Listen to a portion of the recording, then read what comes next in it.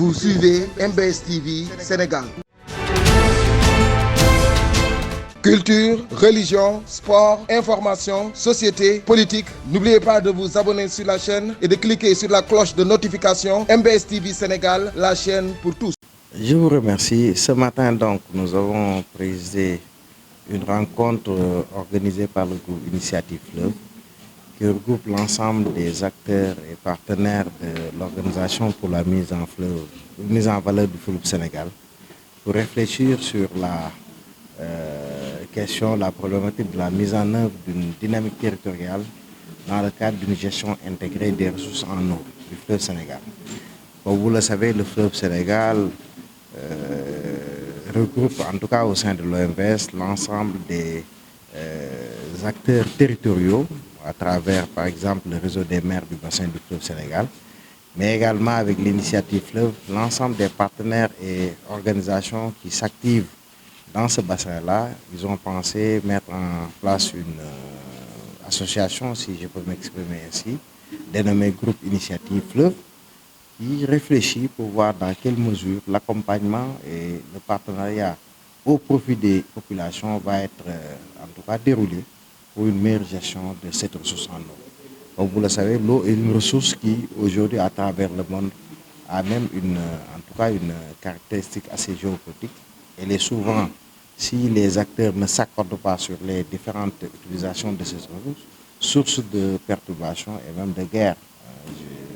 On espère que cela restera dans d'autres contrées. En tout cas, ici, au niveau de nos pays que sont la Mauritanie, le Mali, le Sénégal et la Guinée, l'exemple a été montré que si les pays s'accordent sur l'essentiel, on devrait pouvoir utiliser cette ressource au grand bonheur des populations. Les États ont déjà fait un pas de géant à travers la réalisation des barrages que sont le barrage de Manantali, le barrage de Diaba, mais également les barrages de seconde génération qui sont le barrage de Felou et celui de Gouena.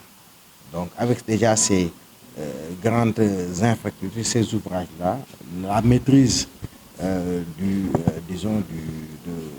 l'écoulement des eaux du fleuve est déjà de mise, même si jusqu'à présent plus d'une dizaine de mètres cubes d'eau sont encore, dizaines de milliards de mètres cubes d'eau sont encore jetés en mer.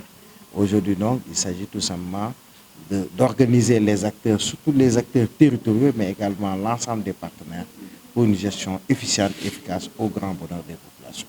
Alors la nécessité, c'est je dirais, le plus important pour nous, c'est de donner aux communautés, aux collectivités locales et jusqu'aux agriculteurs l'information sur ce qui se passe sur la vallée du fleuve et leur donner les moyens d'être des acteurs importants sur le dynamisme de ce fleuve qui est indispensable pour les 4 pays riverains, leur donner les moyens d'agir, leur donner les moyens de produire des projets, de rechercher des financements. Et donc notre mission est d'accompagner en quelque sorte cette dynamique.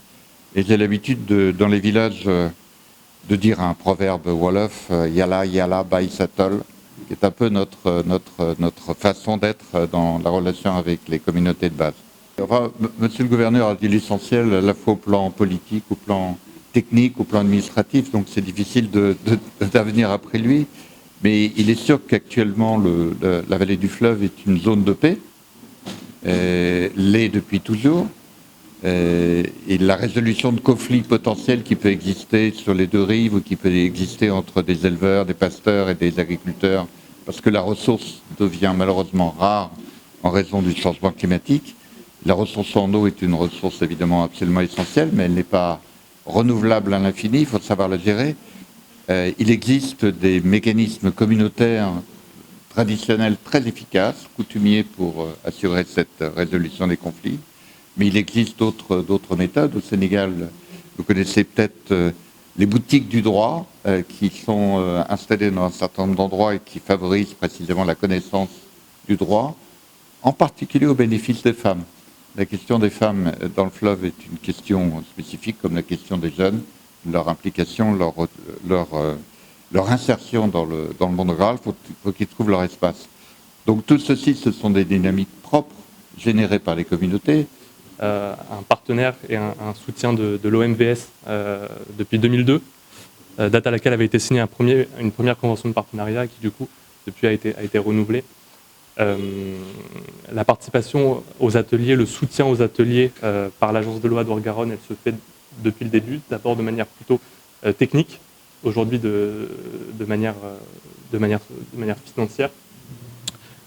Et c'est important pour nous systématiquement d'avoir l'un de nous qui s'y rend, pour plusieurs raisons. Déjà parce qu'évidemment il y a la force du partenariat entre l'agence de l'eau et l'OMVS, un partenariat du coup qui est important puisqu'il s'inscrit déjà dans le temps long, et aussi parce que en plus de voir concrètement comment le travail entre les partenaires locaux avance, c'est aussi pour nous d'une certaine manière une fenêtre, un moyen de capitaliser sur ce qui marche ici et sur ce que nous pourrions éventuellement avoir besoin de travailler chez nous, puisqu'on se rend compte en France qu'on a des problématiques qui sont communes avec le bassin du fleuve Sénégal, de plus en plus de sécheresse, réchauffement climatique, raréfaction de la ressource en eau, ce qui conduit d'ailleurs certaines collectivités du sud-ouest de la France à être encore approvisionnées par des camions citernes aujourd'hui, et ce depuis la grande sécheresse qu'on a eue l'année dernière, l'été dernier.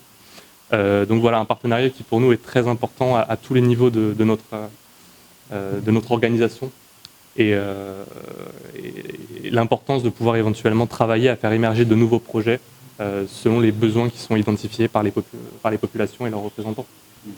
Oui, merci beaucoup. Donc, permettez-moi d'abord donc de remercier quand même nos partenaires, le groupe Initiative et évidemment l'Initiative Fleuve Sénégal, qui en réalité c'est des partenaires stratégiques qui évidemment depuis plus de 4 ans, ils s'activent par rapport tout simplement aux activités relatives au fleuve Sénégal. Disons que c'est une forte contribution donc, qui en réalité permet évidemment à l'OMVS tout simplement de bénéficier évidemment de leur expertise. Et par rapport à cela, nous saluons quand même vraiment cette initiative tout simplement donc de cette rencontre qui nous le faisons en collaboration avec eux. Et je vais revenir tout à l'heure par rapport tout simplement à la quintessence, parce que ça nous permet aussi de voir comment dégager une certaine synergie entre les différentes actions qui tournent autour du bassin du fleuve Sénégal. Donc ils ont parlé tout simplement donc, de la gestion intégrée des ressources en eau. Et là, en réalité, nous avons donc un outil stratégique qui a été validé donc en 2023, qui constitue ce qu'on appelle le schéma directeur d'aménagement et de gestion des eaux au niveau donc, du bassin du fleuve Sénégal. C'est un outil qui, en réalité, toutes les autres initiatives, tous les projets, les programmes qui vont tourner autour, évidemment, donc, de ce bassin du fleuve Sénégal seront adossés à cet outil stratégique. On va le présenter tout à l'heure donc, en séance donc, pour montrer un peu l'encadrement qui sera fait par rapport tout simplement à les activités au niveau du bassin du fleuve Sénégal. Vous l'avez dit tout à l'heure, qu'est-ce qu'on fait tout simplement des milliards de mètres cubes que nous perdons au niveau de la mer. Disons qu'il y a beaucoup d'activités qui sont prévues.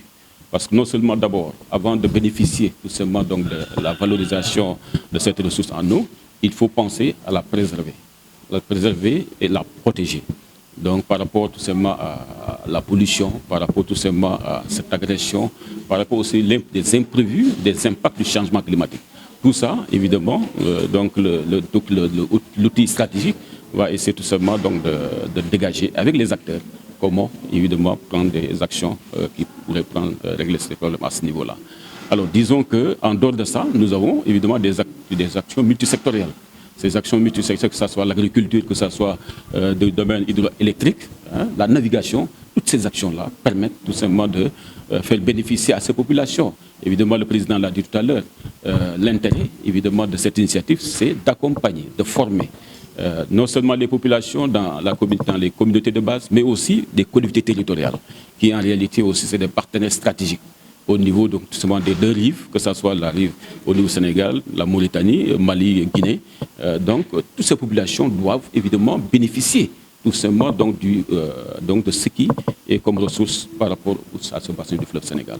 Donc disons qu'en réalité, vraiment c'est un partenariat que nous saluons à juste valeur, et évidemment, il y a un protocole d'accord qui devrait être signé évidemment aujourd'hui, mais je crois que c'est poussé ultérieurement entre le groupe Initiative et l'OMVS pour évidemment renforcer un peu, orienter un peu le plan d'action en ce qui concerne tout simplement ce partenariat.